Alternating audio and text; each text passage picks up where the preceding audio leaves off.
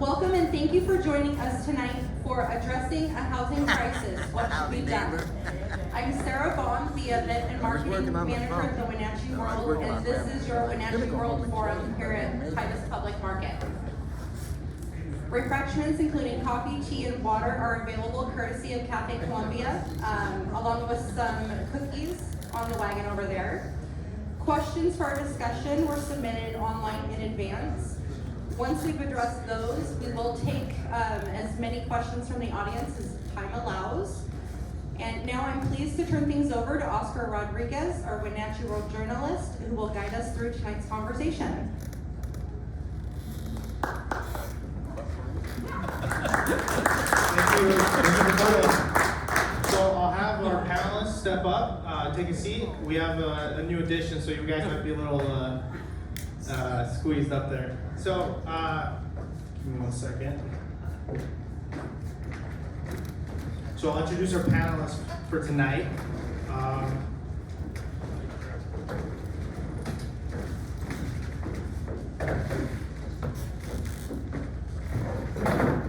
So seated closest to me, we have Glenn DeBree, Wenatchee City Community Development Director.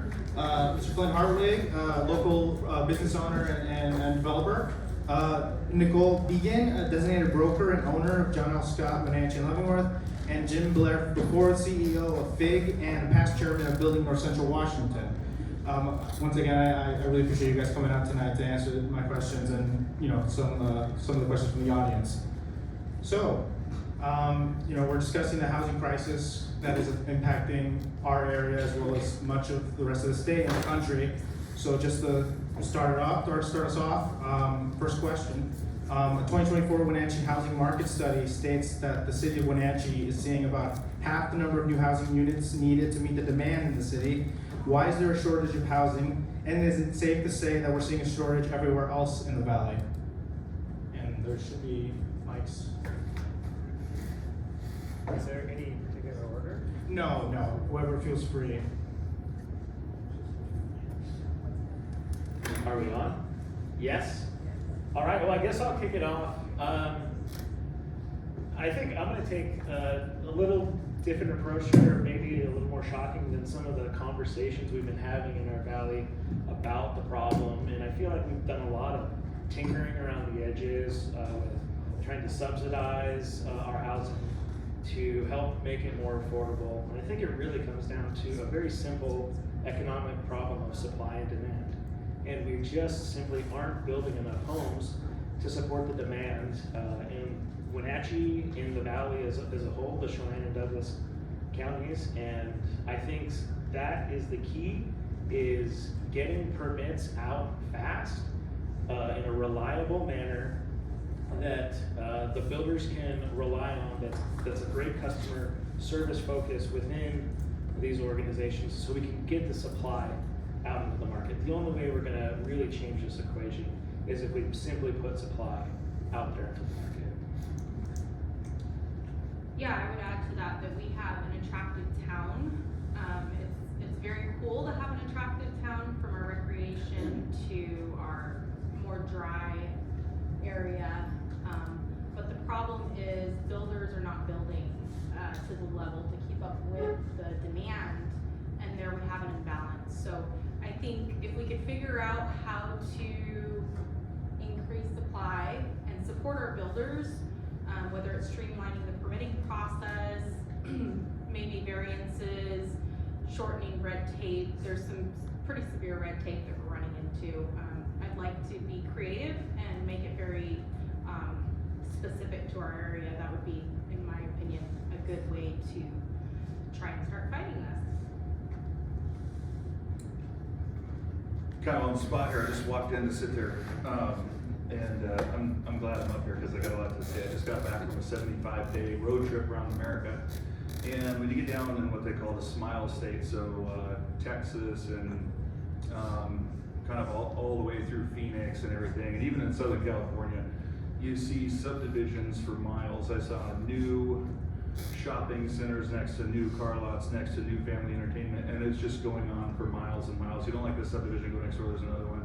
And I got started in the valley in around 2005, And the permit process has changed so much so that I don't know, you guys probably know, I'm completely done building. I will not build in this valley again until things change. Because in 2005, I could get a permit quick and easy.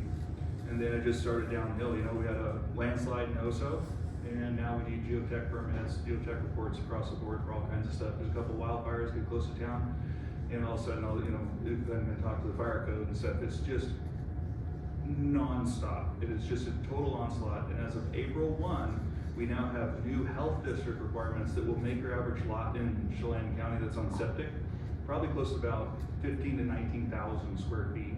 So this is going to lead to urban sprawl, additional land costs for developers, additional street frontage. The hits just keep on coming, and it's really been a turnoff for a lot of builders. I can name 3 or 4. They probably don't want me to tell you who they are, but they're just done, just done. So when the community is sitting around trying to figure out why the music won't play, why won't the organ grinder make the music? They should probably ask the organ grinder what it's going to take to get it fired back up. I've got 28 houses under construction right now in Wenatchee, and I'm closing out 32 sales right now. In the time I was gone, those 75 days, I sold 10 houses at average $400,000 to $450,000, and that's because they're the cheap ones. I can deliver $250,000 houses to the customers all day long, and I can outline what the regulations would have to be to make that a reality. And I totally agree with what we're talking about subsidies. Subsidy is not the answer because subsidies become totally limited. You can't get big production when you're trying to subsidize. It has to be profitable to build. And if it is, for example, like in the oil fields of Texas, housing just sprouting on the ground like mushrooms everywhere because it's profitable. We got to make it profitable. So I can run along, sorry. Great, thank you. So yes, we do have an insufficient number of houses being built for our need.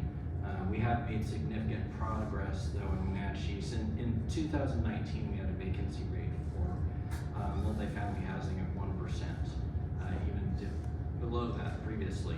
Today, we have a vacancy rate of 4.3%, which was our goal in 2017 to improve that vacancy rate. Right now, we have about 1,108 units in process and phases, 221 have been built. Additional folks have come in for 247 units that they're proposing. We've made a significant impact to market rate units, but and we've done that by making significant zoning changes and really opening up the housing types in 2019 and 24, and we'll be looking at additional changes and getting public feedback for that in 2026, leading up to that as part of our comprehensive plan update process.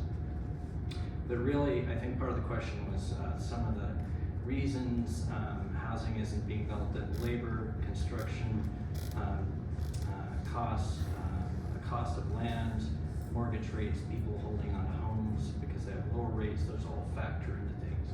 But really what we're not seeing built are those affordable units, the low to moderate income units, the 0 to 80% average monthly income housing brackets. Those just aren't being constructed. And it's a real challenge. In the state requirements and the updated Growth Management Act requirements, and then that filtered down to the Department of Commerce, we now as jurisdictions have these formulas we have to do for our projections. And what we're looking at is 54% of our growth, the state is telling us that we have to plan for that 0 to 80 population category for low to moderate income. And it is a real challenge, and it's not being built. I'm sure we'll have more discussion about that as we go tonight. So speaking to the housing that is currently available in the area, I'm sure a question that folks in the audience and everyone else that will be watching recording of this forum is, why is housing so expensive? It's a rather big question, but just to put it bluntly, why is it so expensive? Some of the items I mentioned earlier, I won't repeat, but we're also an attractive community. We have a lot of positive changes in the last 20 years. We're adjacent to the Puget Sound, and that certainly has an impact. But I'm going to pass the microphone down to folks who have a lot more expertise in this area. It's going to get worse because so many of the components that go to a house are made overseas in different areas, and we're gonna see a spike in the cost of materials. I'm sending out buildings, or have sent out buildings, and I'm shocked by the labor costs that come back from the subcontractors, and it's kind of the loop feeds itself, because they're all living in expensive housing, and there's not enough skilled labor, and so the bids that you get back are really high, and they're all pretty busy and getting the money they want. And then so there's the material and labor, but the big factor in developing is the money cost. It's really the money cost. It's the cost of money, borrowing the money. A lot of the units that Glenn spoke to are going to be coming from Widener Group, and if Widener Group was not here in our valley building the apartments that they're building, we'd be in a worse off position. Now Widener is cash flush and has been since the 1980s or 90s. They have no need to borrow any money. They have the opposite problem. They have money coming out of their ears. They got to figure out what to do with it, because they carry little to no debt. So with the rush out of the stock market into the bond market right now, we may see some softening in the 10-year yield, which would lead to lower rates. But also at the same time, with everything up in the air and so much questionable geopolitical stuff, at the end of the day, you have to convince a bank to fund your speculative project that will pay off in 2 years. So it's a multitude of factors, from the value of the dollar to the cost of labor, the cost of materials, the land cost itself. And I think we just need to noodle on the things that we can control. We're not going to control interest rates. We're not going to control the cost of materials, but we absolutely can control the product that we bring to market and make that more affordable. Most people can't afford a $450,000 house. Most people could afford a $250,000 house, and we are being legislated into $450,000 houses full stop. That's because of the size of the lot, and all these requirements are pushing us into that. So it is, it's absolutely suicide by 1,000 cuts. Yeah, I would add to that, same as you, scarcity and cost, labor cost, material cost, add into the new code requirements. Those requirements that keep piling on, they make a little bit of uncertainty happen with the builders. And so you've got risk, you've got cost of loan, you've got uncertainty on building. You know, if I'm an investor, that's a lot of risk to eat, and I may not be willing to invest in this valley if we can't figure out a workaround with some of these permitting and code red tape, I guess. And so as a builder, what would keep me here in Wenatchee Valley? What would prevent me from going to Spokane or Tri-Cities, somewhere where it's a little bit more streamlined and builder friendly? I would say there's some things that need to change to help us be more attractive, incentivize it. Yeah, I think Flint asked a really important question, or framed it well, as what are the things that we can control? So we can't control state regulation, we can't control the labor market or the cost of money or materials, but we can control within our planning departments the speed at which permits get issued and the ease at which they get issued, and then the regulations that we pile on at the county level that are above and beyond what the state's asking for. And so let's control what we can control. Let's strip everything out that doesn't have to be there at the state level and make as much impact as we can. And if we can shift the amount of supply again moving into the market, that is going to bring the prices down. And the talk is, oh, we need to build affordable units, and it's a lot around that. In my opinion, it doesn't matter how much the unit costs. It's going to create a vacancy. If it's a $5 million home, somebody is going to move into that home from a $2 million price range, and then somebody's going to move from the $1 million home to the 2, and somebody's just going to trickle down. So whatever type of home is profitable for a builder to build and that they want to build, they feel like building, it gets them up in the morning, and they're not going to have to go in and deal with red tape or somebody sitting behind a desk saying no, because that's where their power's at. We have to remember that there's no power in the word yes, and take that frame set or mindset that these that's in our current building departments and turn that around to a customer service. How do we say yes, and how do we say yes fast and as easy as possible? Because I hear a lot of builders just say, hey, I'm frustrated with just the process. I could go make money, but it's not even worth walking into the door because of the way we get treated and the runaround that I get and trying to get a plan approved within these departments. So I think let's get supply out there. It doesn't matter what type of house, how expensive, just more units in the market, and we're gonna start to see things shift. Okay. I'm not sure, Glenn, if there was anything else you wanted to speak to in that effect, given it seems like a lot of our panelists are mentioning the issues in planning departments and community development. I was wondering if there's anything to that effect you wanted to speak to.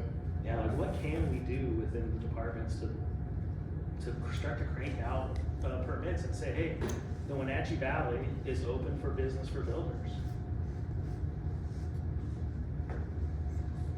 I guess I think we've been doing that. I think we've got a great customer service approach, and if you look regionally, we have very good timeframes on our permitting. One of the things we've really tried to do is provide predictability on doing development. And when we started looking at this back in 15 through 17 and to currently, we've tried to make doing a range of housing types predictable. And typically, historically, you had to go through a plan development process, go through a hearing center. Instead, what we do today is they're outright permitted uses, and we provide, we're at smaller lot sizes, we have smaller lot frontage. You can put a range of housing types on one lot. You can do a unit lot subdivision. You can do tenants in common form of ownership. You can do a variety of ownership styles on the lots, a variety of units, and they're outright permitted uses unless you're doing, say, subdivision or something in that nature for 9 lots. So we've really tried to, through design and development standards, to make it predictable for the neighborhood so they know what can occur in proximity to them, but then for the developer. And we're really trying to get folks to come in early. Communication is the key. We want folks to come in for pre-development meetings. We want folks, as they put an application together, to do a pre-submittal meeting. The last thing we want is to do an incomplete or additional information letter. If a developer is successful, Wenatchee is successful. We want more housing out there. We want to see things happen. And so we've made significant changes to our codes. With that being said, though, we're going through a comprehensive plan update as every other city is right now. This is your opportunity to tell the city and every other city, what would you like to see change? What things are you willing to live with or see changed for your community and your development standards to get forms of development going? I think we've made a lot of changes and we've seen things. Some of the tools we have, people just aren't aware of, though. We need to do a better job of marketing them.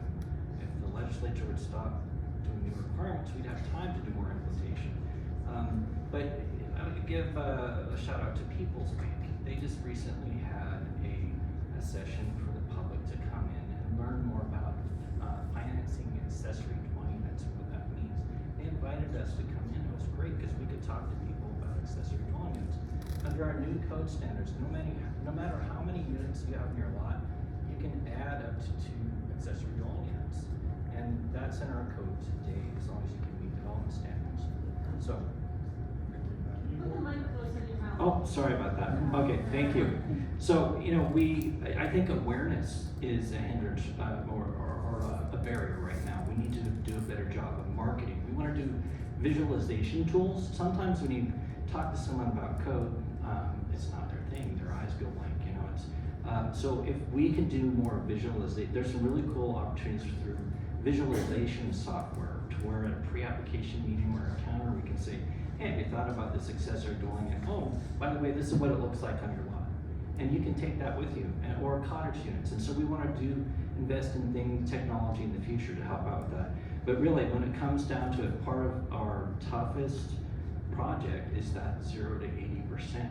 We want to make progress on everything, but the 0 to 80% is the toughest. And it really takes, because of profits, because of costs, really takes incentive, subsidy, tax breaks, fee waivers, a lot of different tools to get that low to moderate income housing going. And just to clarify, when you say 0 to 80%, you're referring to? I'm sorry, average monthly income. Okay, so speaking on that subject though, right into my next question, how do we ensure that new housing units that arrive in the market are affordable to low-income people who are in desperate need of affordable housing? And again, pointing to that 2024 Wenatchee study, half of any new units on the market have to be affordable to low-income families in the area. And just to point out, we got a question via online from one of our readers, and I'll just read it out here. We need apartments for low-income people or people on Social Security or for senior citizens who make less than the housing or apartment places want for rent. New apartments start at $1,500 to $1,800 and up. Where are the lower 2 bedrooms for $650 to $700 a month? It's a real challenge, and our requirement by the state and our allocation is that 54% of our growth be allocated to that 0 to 80% of average monthly income bracket for low to moderate income housing. So it's a real challenge, and there are different things we can do to make it more affordable. We can do a variety of things, look at parking, upzoning, density, different things like that. We've done a lot with what's allowed on housing. Ultimately, when it comes down to it, is we're going to have to look at barriers and actions, and a lot of those for those income brackets need something like a subsidy, incentives, tax breaks, fee waivers to make those possible. But 54% of our, roughly 6,500 growth projection for the next 10 years is a lot of housing units in that income bracket. So we would need a lot of nonprofit assistance, a lot of state, federal infusion funds, really to get there. I think it's important to delineate between multifamily and single family, because some of the questions are framed like, where are the affordable units at? And somebody might consider a unit to be an apartment unit, and my property manager is here and knows exactly what people want and when they rent it, and kind of where they're at. We get, you get $500 or $600 out of a bedroom inside of it.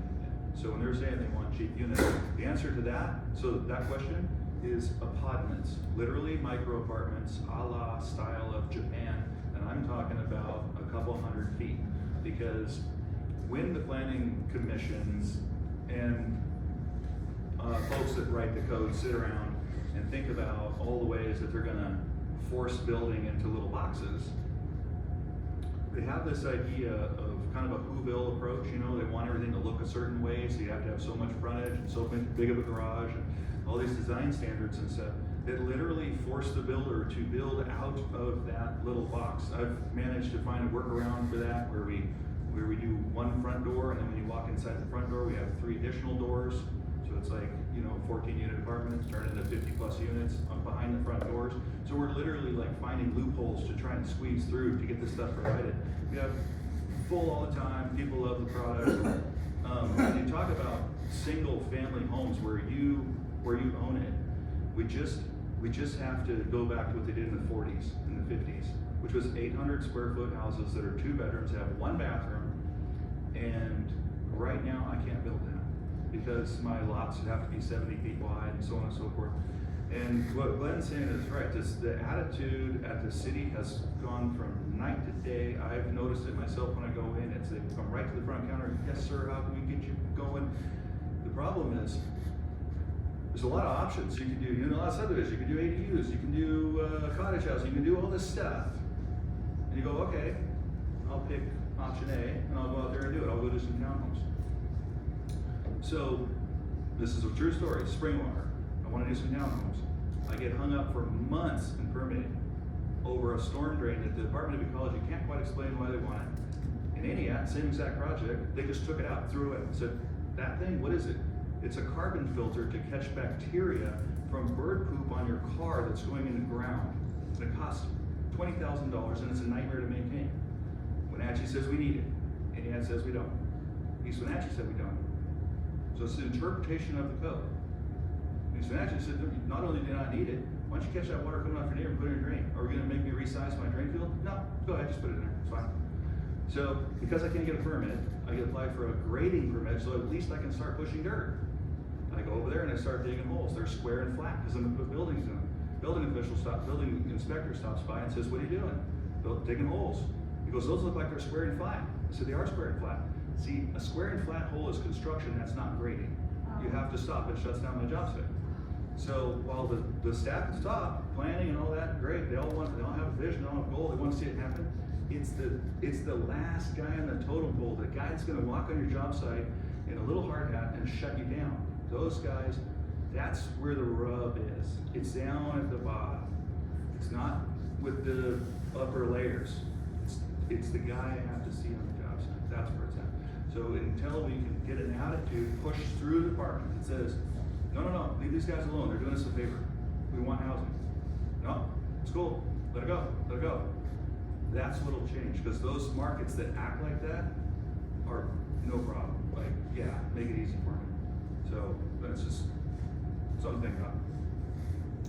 Yeah, I've actually interviewed several other builders and I've heard that from several people, so I appreciate the perspective on that. And that concerns me for the Wenatchee Valley in general, just because, you know, we love our valley, we wanna see it grow, and really it makes sense to make the infrastructure's here. It makes sense for us to try and do all the things we talked about, the education, the visual options for the builders, developers, all that, incentivize builders. I'm a little bit worried about the half of every build needs to be low income, 80% to 0%. That to me, it sounds like it might stall out our building, and we have a pretty big disparity with housing right now, so that makes me nervous. There is something called NIMBYism. I'm probably pronouncing it wrong, but it's not my backyard-ism. And I suspect, and I don't know, I'm not boots on the ground like Flint here, I suspect something like that is going on, and that could be something where it's an education piece with the community to kind of expose what it looks like to reduce, number of parking stalls or whatever we can do to help increase the density for each individual unit. And I'd love to see that happen. Yeah, lots of options here, but I like this perspective. And that comes out kind of hard on the departments, and I have heard and actually walked into, on one of my projects, into Wenatchee's planning department, and it's been a good experience. But I think all of the jurisdictions within the two counties need to get on the same page, and there's just some sore thumbs sticking out there that we really got to focus on and fix. The other thought I had is, and I don't know how much of a difference we make in it, but a lot of the rules, like Len said, he can barely keep up with what's coming in down the pipe from Olympia. Well, if we have a problem with this, maybe we need to change leadership in Olympia and look at the way we're voting if this is that big of a problem. Just to add, I guess, Nicole, you mentioned being troubled by the 0 to 80% requirements. I'm wondering though, again, back to the original question, is how do we go about ensuring that there is enough units or homes, just to delineate, for folks who are of a higher income bracket and those who are in the lower income bracket? Because currently, it seems like there's not enough for folks in the lower income bracket, according to the study, at least from the Wenatchee Commission. Yeah, my concern is that any kind of red tape is going to slow down. It's going to be a hurdle, a chokehold on the building. And what Jim mentioned, as far as building in general, every door we build, there's a potential vacancy that was lower down that's filled or available. And I think that it's progress. I mean, obviously, if we can get people behind this $250,000 a unit build, that would be my idea of getting, some people. I mean, what is the definition of low income housing? Do we need 3-bedroom, 2,000 square foot houses? I mean, my first house was 725 square feet, and I raised 2 kids in that. So what is our definition? I think maybe some education needs to change. And I agree. I think education is important. And part of what I talked about earlier was awareness. And so we don't require 70-foot lot frontages in most of our zoning districts. We're down to 30 and 50. We have 3,000 to 5,000 square foot lots. We have one zoning district with a 70-foot a lot frontage, and we're actually proposing that it go away. We do have one district that's larger, but that's because of Firewise up in the hills. So most of our districts have small lot frontages and allow for small lots, but part of, again, awareness and education, I don't think a lot of people are aware of that. And the opportunities there to put multiple units on these lots. Part of this process of the comprehensive plan update is if you have opinions on parking, voice them. Please participate in the process. For you, Glenn, we've heard of, it seems like a novel approach of like condominiumizing the ADUs. Have you guys seen that or looked at that approach? And could be something we create awareness around, where they build the ADU and they condominiumize it and then they're able to sell it. Could you maybe explain what you mean by condominium? Yeah, so you've got a lot and you build ADU on it, but then you legally create a condominium with it, and you're taking just the structure and making it its own legal property that can be purchased or transferred to another person. So you don't have to maintain it and have rental agreements and try to keep somebody in it. You just sell the ADU that's sitting on your land. Yes, and we support that. You can do what's called a tenant in common, or you can do a condominium provision, and those don't go through us. That's a change in the legislature, so it's not processed by the local jurisdiction. We're also looking at options in the future to expand our what's called a unit lot subdivision process. It applies to a variety of things, but it's great because you go through a sort of a site plan process through a building permit, and then you can sell additional units, fee title symbol, that ownership of land under that unit, and then usually there's a common area. So that's part of this process, is we want to expand those options. We've done a lot, we want to do more, and we want to hear from the public as we look at that. And speaking about that, we've touched on the subject a lot about what should be done at the government level. We mentioned what should be done at the state legislature a little bit, but just to ask the question formally, what can or should city government, other local governments, state or federal government do to address the crisis, in your opinion? Okay. It's a big question. Yeah, sorry, so I did make some notes. So I think, again, we've embarked on a lot of zoning code changes, and there's more that need to be done. I think as we look at a range of action items, we're going to do two things: make some recommendations to staff for things to consider. We're doing a full-blown environmental impact statement. We're gonna have different alternatives that the public can choose from or meld together. The state has like 4 pages of potential action items. So we really want people to look at those and come with others and give us options. So those, are all things that need to be looked at. So are you looking at what we're doing now or what we should do? I think given the comp plan changes you guys are making, if you'd like to just tackle what you guys are doing now, that'd be fine. Okay, sure. So what we've done now, we've done a lot of infrastructure and street investments. For example, extending sewer into Sunny Slope.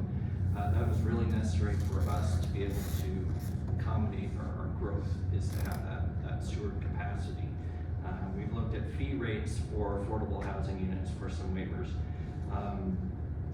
Locally, we partnered with East Wenatchee and a local homeless tax, and long-term that can be looked at and revised to potentially do some housing.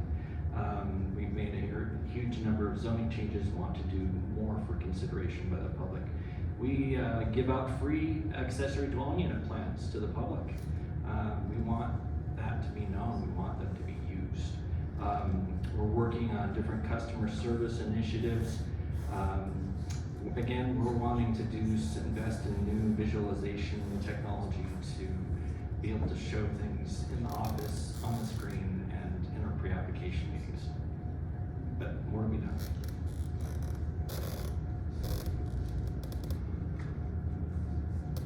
The long and short of it is we just need less from if not more.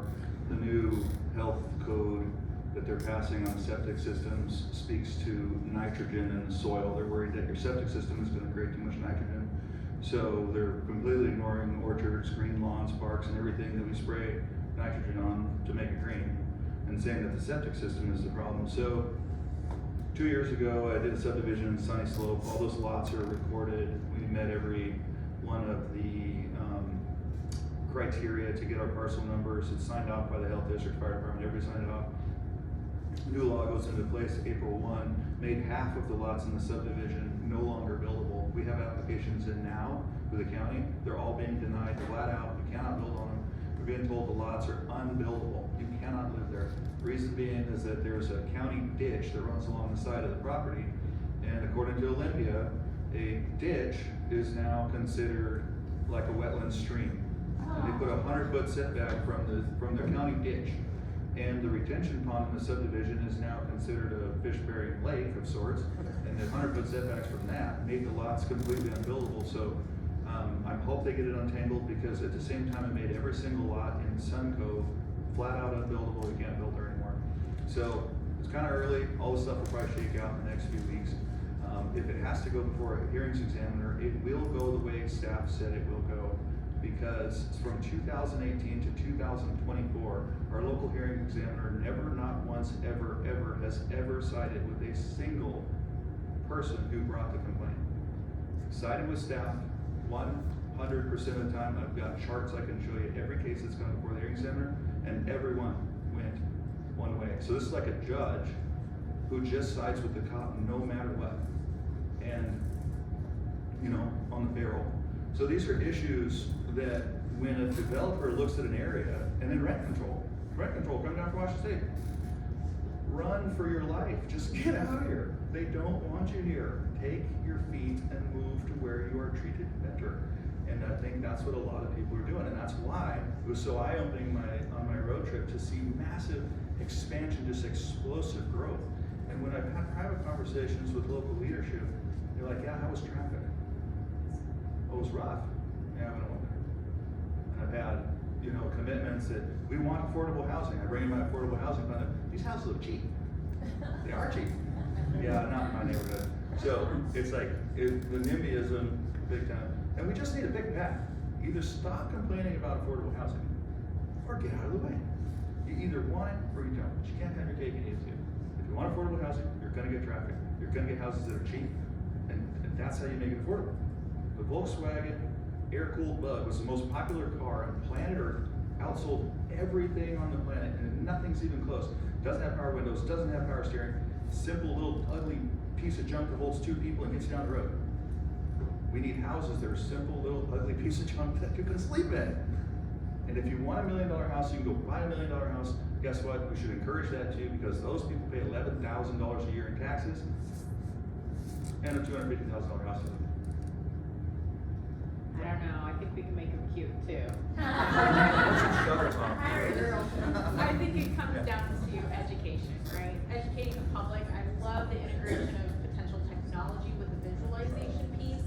That to me sounds like progress, because I feel like there's a disconnect. What people know, codes look confusing, even for somebody who's in the industry who looks at stuff all the time. The constant changes in my industry, in your industry, it's hard to follow. And so I think the key aspect is breaking it down in layman's terms, finding a way to visually paint the picture for people, and maybe change that NIMBYism. Did I say it wrong? NIMBYism. Not my backyard. And one other thought, if the planning departments need staff, let's put some resources in there so that they can get in front of the codes and start to then hit the education. Let's look at how do we help you be responsive to the needs of the community.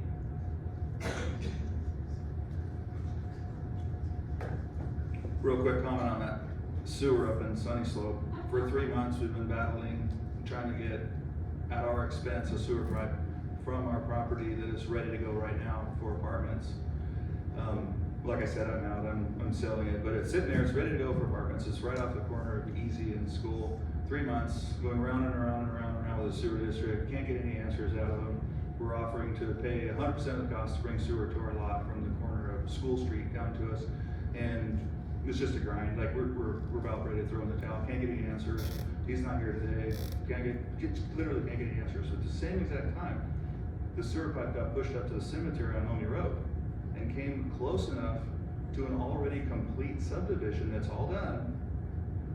And now he can't build any houses on that subdivision because he doesn't have sewer in his subdivision, and he built his subdivision when there was no sewer there. But now that the sewer's close, the demand is, if you're gonna build a house, you have to put in a sewer, which means rip out a subdivision and start over. So, I want sewer, can't get it, he doesn't want sewer, and it's being forced on him. 3 blocks away from each other. This is this is it.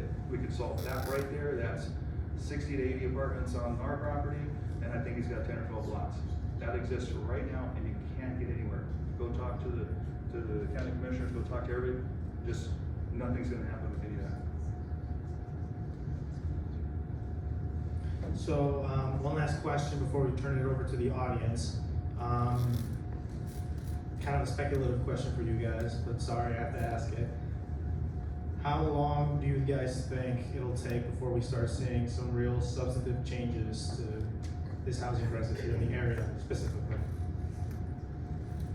You know, in 2017, we reinvented ourselves with respect to our zoning code and housing. And we got a direction in our comprehensive plan in 2017. And then in 19, we adopted a brand new code. And then since that time, we've seen an explosion in multifamily and in townhomes in our community. And it's been very positive. I feel really optimistic that with the changes we just made and the changes we can do next year, that we can really get some additional housing types out of there. If we work in the community, do partnerships on outreach and go to groups, and we're also doing a grant right now for new marketing and application material, information materials, and if that's successful, we're going to expand that to other building categories. So we want to do a better job of getting the word out, and I think we can expand our housing types out in the community and get a better range out there, which will help for affordability. But again, I think probably our biggest challenge is that 0 to 80 range, and that takes a lot more work. It's gonna take people having good experiences. It's like if you eat at a restaurant all the time and it's pretty consistently not great, and then let's say that a new manager takes over the restaurant, or restaurant sales or something, they'll put up a big sign, under new management, and you still don't stop. It's like, yeah, okay, whatever. And then when a friend of yours says, hey, I stopped in there, you wouldn't believe it. Service is great, food's good. Okay, well next time maybe I'll try it out. And then you have a couple of good experiences. So it's a very slow path to recovery to get folks where they're actively wanting to go. There's another thing too that could happen, and that is subsidies. One way that the city did awesome work is doing the tax breaks for apartment buildings. And I see there's some opposition, but let me pitch this to you a little bit different. If they offered somebody 5 or 10 years of no tax, and that got that apartment to come in and brings those people to the valley to earn money and spend money here, and that building ends up on the tax roll in 5 or 10 years, would you rather have that or the building doesn't come? Like if the building doesn't come, then it doesn't end up. I'll answer it when we haven't. Then it doesn't end up on a tax roll. So what we want to do is we want to increase our tax rolls. We want the more people splitting the cost of the pizza that is our government expense. Like, the more value we can get into the system, the lower each person's pieces. So I mean, if I had a magic wand, I would say give people ridiculously cheap pricing on permits, and hey, free water meter to anybody that'll build $4 or more. We'll give you some tax breaks. Just anything you can do. Just put out the candy dish and put away the stick, and it'll change. All right, so I think we're talking about growth outpacing our current build. that's gonna continue happening. I don't know if you guys are familiar with all the developments that are happening in Malaga, the electricians that are coming to our area. I mean, we're behind the 8 ball so far, and I'm concerned that some of this regulation, red tape on half of all the bills be low income is going to chokehold us even further. And so my optimism is a little bit less so, just because I feel like we really, you know, as the general population, need to find out more and educate ourselves and then speak out and maybe find some variances to work around this. If one city can allow it, another city can't, what do we do to help this city that, you know, I don't know, we need to change some things and be a little bit more flexible and use common sense in what we have happening here. So, how do we bring builders back? Incentivize them. You know, I agree, but I don't think we should do variances. That's why we made these uses outright permitted uses. We wanted to get away from that. And just to clarify, the 0 to 80% average monthly income, that's not a red tape requirement. What we're required to do is show that we have the land and that we have a range of housing types and what action items that we have available, but there's no requirement or red tape component saying, oh, you built this many market rate units, you have to stop. There's nothing like that, so there's no red tape component. There's just the challenge of what action items as a community are you going to identify, and there's no requirement that we as a city go and build them. We have to show action items that we can work towards them. Something real quick too, understand that most builders would rather build a whole bunch of cheap houses than a few expensive ones. I can tell you that because, for one, your customer is much easier to deal with. 2, your market base is very wide, and they're easy to make, they're easy to sell. I mean, you remember when Vince Steinman was like punching them out all over East Wenatchee as fast as you can go, and they were selling like hotcakes? We need that to come back. We need small, simple, affordable homes that just work. And I think that a lot of people would be just real happy with 2 bedrooms, 1 bathroom, and 800 square feet. I really think there's a huge market for it. Just haven't been able to pencil one out yet with the restrictions that we have in place, energy code and the rest. I think it's all been said. We can take a question. Oh, okay, perfect, thank you very much. Alright, you're up. I have a feeling this is for me. Yeah, Paul Schmidt, and I'm a local landlord. We try to create affordable housing. I mean, as you can see, I've been kind of working on that today. So, you know, the property tax abatement for the non-affordable housing by the Widener Group, okay, the most expensive stuff in town. So, you know, we're all subsidizing that for 8 years. And believe it or not, they're not even paying their fire benefit charges. So we're subsidizing their fire, their emergency assistance for all those units. That's insane to me. You know, I'm all for affordable housing, and I think the 12-year affordable housing component, all in. But to say that created it, East Wenatchee didn't have it, and look how many units were built over there. And I get it, we're a lot more constrained, and I don't think we're gonna be able to create this housing over here for everyone that's lived here. That's the reality. I mean, I grew up in Ohio. You just take down some soybeans and corn and just keep building forever. We can't do that here, because we don't have it. We got the river on one side and the mountains on the other. Do you have a question for the panel? Well, so, yeah, I mean, so for a 1,000 or 800 square foot ADU, if I got the land, what do you want to charge me to build one? 1,800. I can deliver a house that size for about 120,000 bucks. A little house. And before you're all sitting there going, "Oh, this guy's full of BS." No, it'll be exactly like what I moved into when I moved to East Wenatchee here in 2005 when I moved back. It had 1 big living room window, 1 kitchen window. It had a single whole sink with 1 toilet, a simple 5-foot tub, no air conditioning, just the simplest little thing, we can value engineer down to, I don't think you had window headers. Like, it just has to be a cheap house because it's cheap house, not because it's subsidized in any way, shape, or form. And I would say that if you get building that's joining us now, that is going to pay later, if you made every single building permit issued, no taxes for 5 years, what's wrong with that? Across the board, regardless of what you build. You wanna build something? No tax for 5 years. That would throw gasoline on a fire. And by the way, we'll get out of your way. The reason East Wenatchee, I've just finished a 36-plex in East Wenatchee. The experience of getting my permit was so profoundly different, I can't even put it into words. I turned in a set of plans one time. They sent those off to a third-party advocate, got them back, they had one round of comments, I got my permit immediately. Anything that came up on the job site, solved, no problem, done. We're getting out of your way. And I'm not entirely sure that the way that it was built, the number of units, the parking requirements, the street frontage, the landscaping would even fly on the side of the river. But there it is, it's full, vans renting like crazy. So, Anyone else on the panel would like to comment? one limit.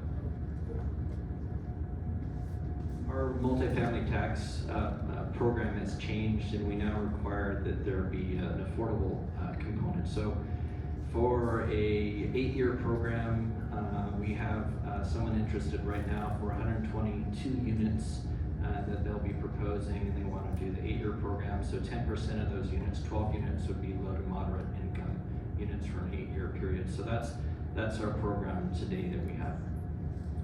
You guys keep it?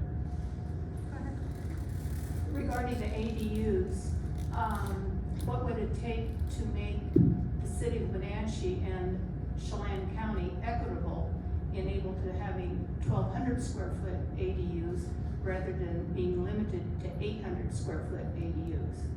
Especially for people that are in the urban growth area who are in the county but have to go by city code.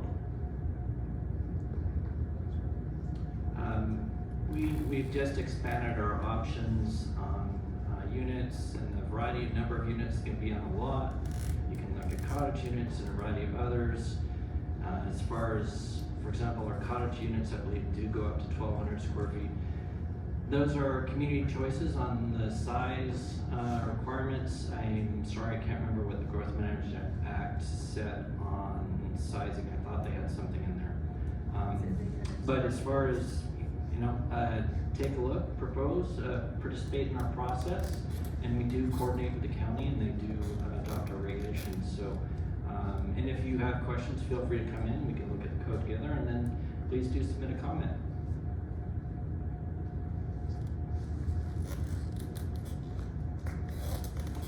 So you mentioned something I thought was pretty interesting. Is who's decided what we want this community to look like? So yeah, you could build a bunch of shitty houses and traffic's gonna go up, and then you have the people who you want your community to support, creators and whatever. That's great. But who decided that was what we want our community to look like? How does that work? Maybe we want to get squeezed until it's really expensive, and we're willing to put up with it. I don't know. I mean, what is that process that we decided what we want in terms of affordable housing and taxes and traffic and all those kind of things? I can tell you that it was in our last update process, in our housing code update process, that we heard clearly from the community that they wanted a wider range of housing types. They wanted affordability, but they cared about their neighborhoods. And they wanted what's called, you can simply say blended density. They wanted some care to some simple appearances to blend, having your access on a street facing the front, having a covered patio. You can do some simple design features that can help blend units into what's surrounding. And that was a community choice, and we went through a significant process, an interactive process with the community at that time. And we have made some tweaks, because our commitment when we adopted those standards with the Planning Commission and the Council was, okay, we're gonna listen and see how these have gone. And we heard from the community, from developers, it's like this worked, this didn't. So our Planning Commission went through a significant process this last year and made a few tweaks. One of the things they found was, people want to do a variety of unit types. duplex, ADU, or a variety of multifamily on their lot, but the different standards for each were preventing them from doing it. It's like, okay, well, what's the problem? Let's change those so that they can do that. It's a good thing, but at the same time looking at blending that density that impacts just surrounding uses. So that was something that the City Planning Commission and City Council put a lot of thought into. And that will be the last question, but I'd like to, if anyone else has something they'd like to say. So, I only like nice looking cars. I want to put a rule in Wenatchee, you can only drive bright colored sports cars with tinted windows, because that's what I like looking at. No, we don't control what people's tastes dictate that they would like to purchase. And a lot of times what people say and what they do are two different things. We can all sit back and say, well, and when the community speaks to the planning commission that then makes the rules, they always describe Whoville. They always want to live in paradise, picket fences and everything everywhere. But then, well, the truth is that you can go to any dealer in town, you can buy anything from the highest, fanciest Mercedes, Ferrari, whatever, all the way down to a simple, car with no air conditioning. The product is available and people make their choice. So to answer your question, who decides? I think right now what we're hearing very loud from people who don't have a house, they're clamoring for a house I can afford. I just want something I can afford. Just get me into a house that I can afford, where I can go to my 9-to-5 job, come home, make my mortgage payment, and still have money to go fishing on the weekend. But then the loud voices, the influential voices, say, well, I already have my house. And honestly, if we were all just really selfish, we would try to put as much red tape as humanly possible in front of builders so that houses would become more scarce, more precious, and for those of us who already own houses, hey, our assets go up. It's great. Leanne will raise her rent over and over and over again and go all the way to the moon. For someone who is selfish, that's what they would say. We should be praying for more red tape, but that's not who we are as people. What we want is, I want people to have the same opportunity I had when I was 20 and started buying houses. I don't see any 20-year-olds buying any houses. No 20-year-olds are buying houses from me right now, because the wage to house ratio has changed so dramatically that when I worked at a tire store, I could go buy a brand new house. And the guys working at tire stores today cannot buy brand new houses. The product has got to drop to meet the market. We just have to have cheap houses. And if a few rich people that don't want to look at that, don't like it, I don't know what to say. Put them into sections of town, whatever, but there is a solution. We need less red tape. We need the opportunity to build cheap houses. And maybe to wrap it up here, I think it's the answer to get that kind of thing happening is civic engagement. There's not a lot of people in this room. I applaud you guys for showing up and paying attention to something like this, and everybody on the panel up here, but I think that's the answer, is who decides? We decide when we show up. When the city or the county puts out a survey saying, hey, we're going to go through the master planning service, or master plan, what do you want to see? We have to show up, and we gotta bring 10 people with us each time we do it. And I think that's unfortunately a reflection, the lack of civic engagement is a reflection of the state in the US that we live in now, where it's just not prioritized anymore, but everybody wants to complain and complain loudly. Get involved. All right, perfect. So, round of applause for our panelists. We have common ground in the back there with your guys' new project, right? So, round of applause for that as well. Folks are still building out, housing out there. They're doing good work. So, if you'd like to show a little bit of love back there, feel free. But once again, I appreciate you guys coming out. Thank you very much.